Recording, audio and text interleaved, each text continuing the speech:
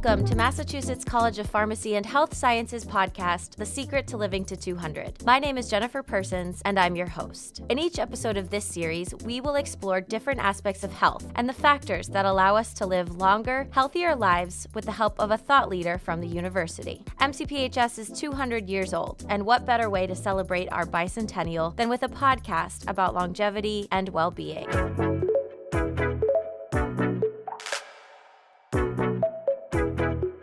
Joining me today is Dr. Roseann Donnelly. She is Associate Professor of Pharmacy Practice in the School of Pharmacy, Boston, and Faculty Coordinator for the Precision Medicine Graduate Certificate through the School of Professional Studies. Welcome. Thank you so much for having me today. Thank you for joining us.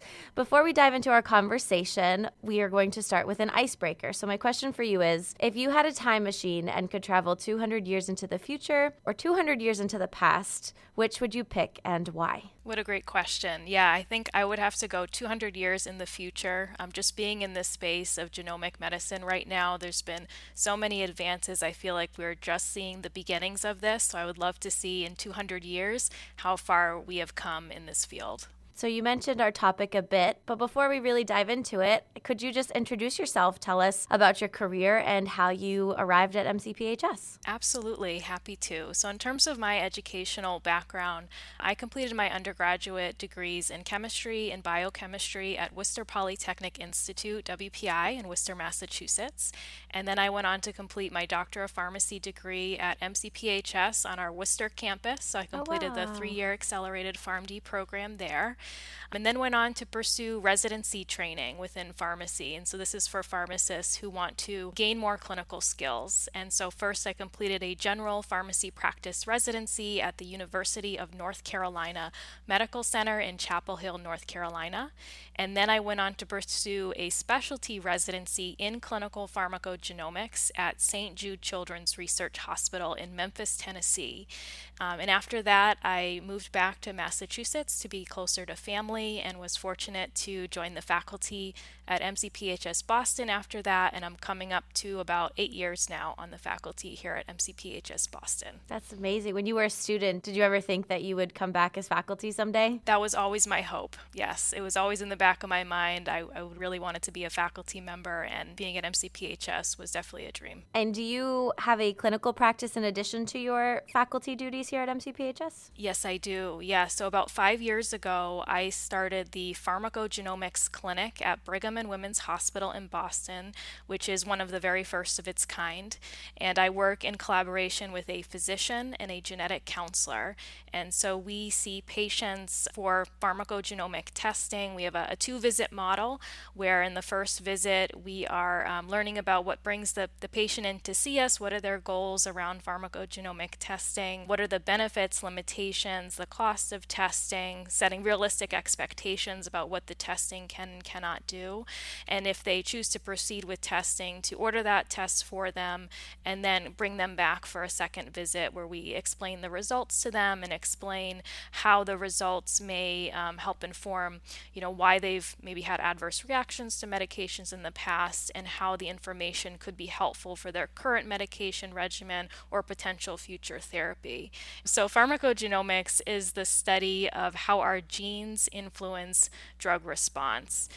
So essentially, it's the combination of the fields of pharmacology, the study of drugs, and genomics, the study of genes and their functions. And pharmacogenomics is really at the intersection of those two areas. And essentially why this is important is because we know in medicine that one size does not fit all. And we know that if we give the same medicine at the same dose to a group of people with the same diagnosis, we can expect to see different responses. We know that some people may have a benefit from that medicine at that dose. We hope that's most people, but we also know that realistically there's going to be a subset of people who are not going to get any benefit from that same medicine at that same dose, and still others who may experience severe or even life-threatening adverse events from that, again, that same medicine at that same dose. And so pharmacogenomics is trying to explore, is there a genetic reason why we see this individual variability in drug response? And if we have that information up front, can we use that to personalize someone's medication selection and dosing in order to maximize the chance that a drug will work well for somebody and minimize the chance of those adverse reactions. Can you give some examples of some of the patients you have seen who are good candidates for pharmacogenomic testing? Yeah, it's a great question. So honestly, we see anybody and everybody who's interested in this space. So we don't have any restrictions on who we see and who will test for pharmacogenomic testing. This is really a unique area where anybody could theoretically benefit. We know from studies that 99% of people, when they get tested for a pharmacogenomics panel of different genes that affect medication response, 99% of people will have at least one positive result come back that could affect at least one, if not more, medications.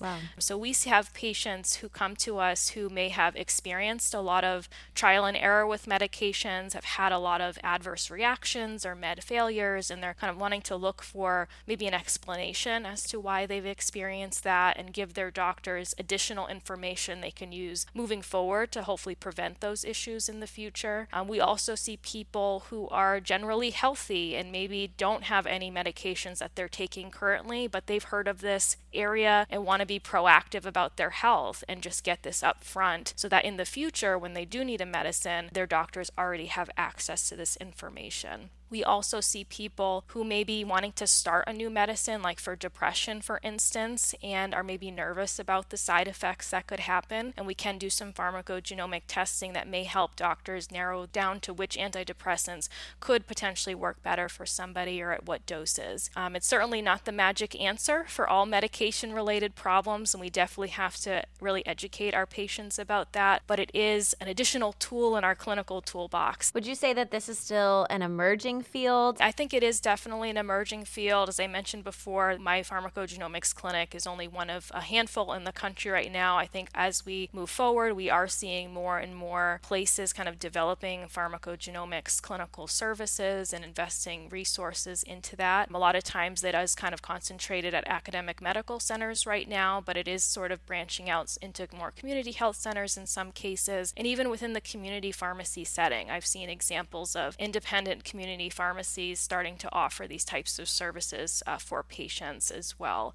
So it really can apply across a variety of different health system settings. Wow. Can you explain what precision medicine is and how it relates to what we've been talking about? Precision medicine is an umbrella term, and it's defined as an emerging approach for disease treatment and prevention that takes into account individual variability in one's biology, like our genes, as well as environment and lifestyle for each person. So pharmacogenomics is kind of underneath precision medicine. So put simply, it's really tailoring healthcare to you as an individual. And by doing that, we're hoping to maximize the chance of a favorable health outcome for you. So you're not just the average person, right? Everybody is unique, has a unique circumstance, has unique biology and genetics. And so how can we incorporate more of that into our everyday medical practice and instead of using a one-size-fits-all approach?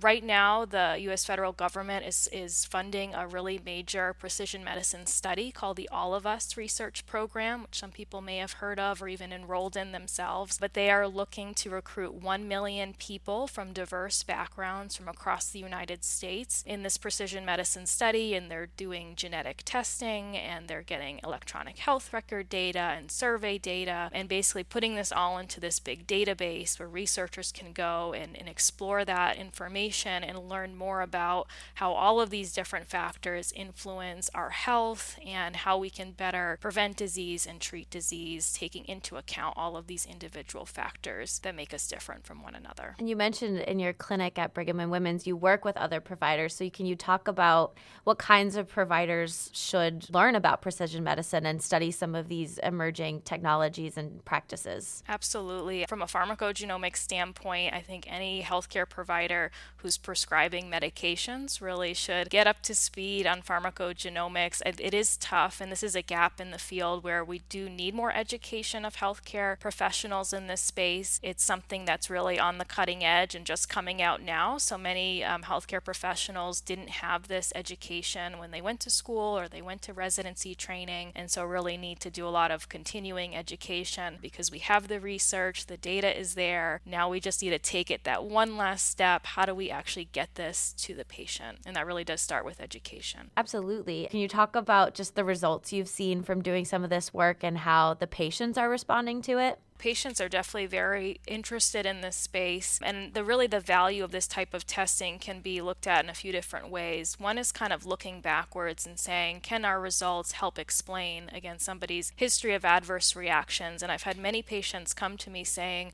I'm the one who's really sensitive to medications. I get all the rare reactions. Sometimes they say, my doctors are telling me it's all in my head, or I'm just overreacting. And then when we do find a pharmacogenomic test result that does explain that, that's extremely validating for patients, and they see a lot of value in getting that information. And then we also see value, again, with patients maybe needing to start on a new medication and getting information that helps inform that treatment choice, and they feel maybe more comfortable starting that medication once they know, okay, I have my genetic information, my doctors are picking this medicine in this dose based on that, I can feel confident moving forward now with this prescription. Because in many cases, patients, again, with this history of adverse reactions, they're very fearful of taking anything else in the future because of those past experiences, which is completely understandable. Then the third area where we find value and that patients really appreciate is that we are getting information back that maybe is not relevant today, but could be relevant in the future. Sure. So we do a broad panel of genes that affect medications across a variety of different therapeutic areas. And so maybe in 10 years, if the patient develops cancer, say,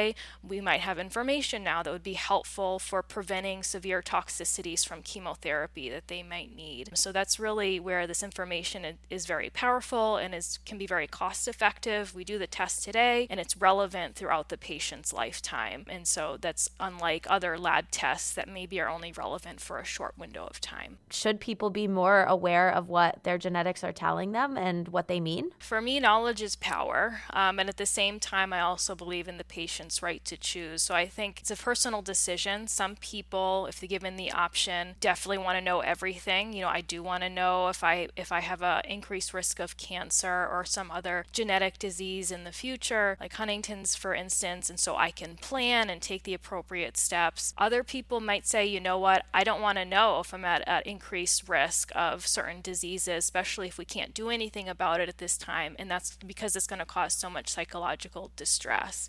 So I think the biggest thing is making sure patients know what is available out there, what are the benefits and maybe the downsides of doing this type of testing, what are the risks, and then they can make an informed decision about what's best for them and their health. But in general, I think if more people did have this information, again, it can be very powerful in helping to prevent disease and helping with treatment moving forward.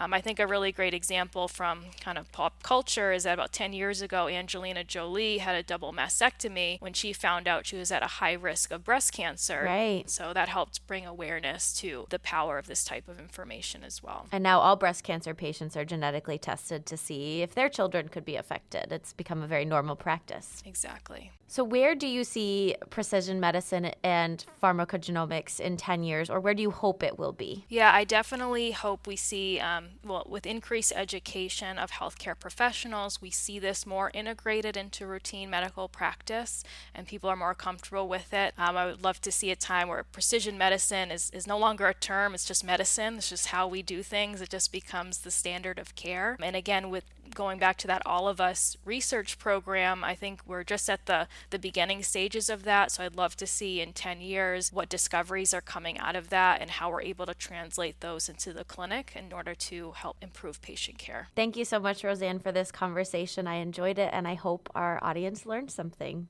Thank you. We've come to the part of our show called Red's Rapid Fire. I'm going to ask you a short series of questions, and the goal is to answer them as quickly as possible. So are you ready? I'm ready. Are you an early riser or a night owl? Early riser. Coffee or tea? Neither, actually. What is your favorite season? Fall. If you could travel anywhere in the world right now, where would you go? Anywhere with my husband, but we'll say Greece. What's one thing you could talk about all day? Pharmacogenomics. Name another language that you wish you could speak. Arabic. Who is your personal hero? My mom. And what is one piece of advice that you would give your younger self? I would say slow down and enjoy the present moment. Thanks again, Roseann, and thank you for listening to this episode of The Secret to Living to 200. We hope you'll join us next time, and as always, stay curious, Cardinals.